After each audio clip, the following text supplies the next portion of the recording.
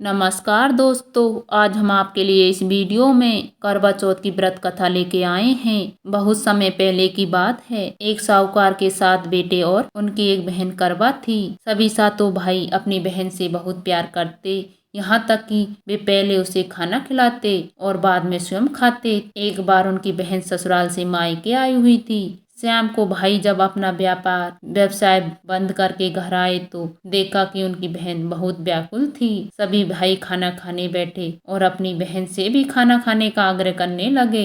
बहन ने बताया कि उसका निर्जल व्रत है और वह खाना सिर्फ चंद्रमा को देखकर उसे अर्घ देकर ही खा सकती है, क्योंकि चंद्रमा अभी तक नहीं निकला, इसलिए वह भूख प्यास से व्याकुल हो उठी है। सबसे छोटे भाई से अपनी बहन की हालत देखी नहीं जाती और वह दूर पीपल के पेड़ पर एक दीपक जलाकर छलनी की ओट में रख देता है।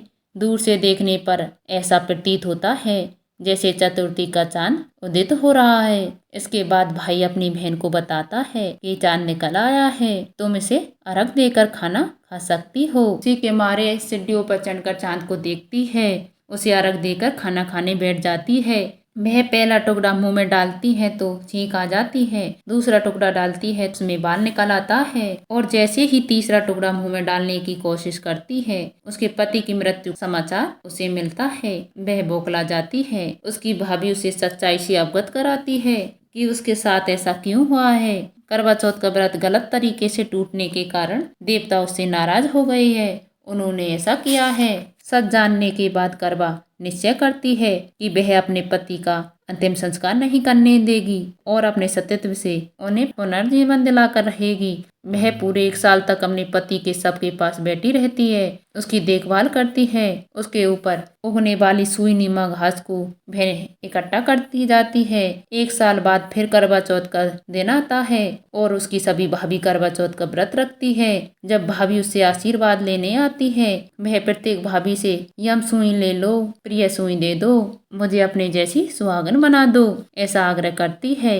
लेकिन हर भाभी उसे अगली भाभी से आग्रह करने के लिए कहती है, कहकर चली जाती है। इस प्रकार जब छठे नंबर की भाभी आती है तो करवा उससे यह बात दोहराती है। यह भाभी उसे बताती है कि क्योंकि सबसे छोटे भाई की वजह से उसका व्रत टूटा था, अतः उसकी पत्नी में शक्ति है कि तुम्हारा पति दोबारा जीवित कर सकती है, इसलिए जब वह आए तो उसे पकड़ लेना और जब तक वह तुम्हारे पति जिंदा न कर दे उसे मत छोड़ना।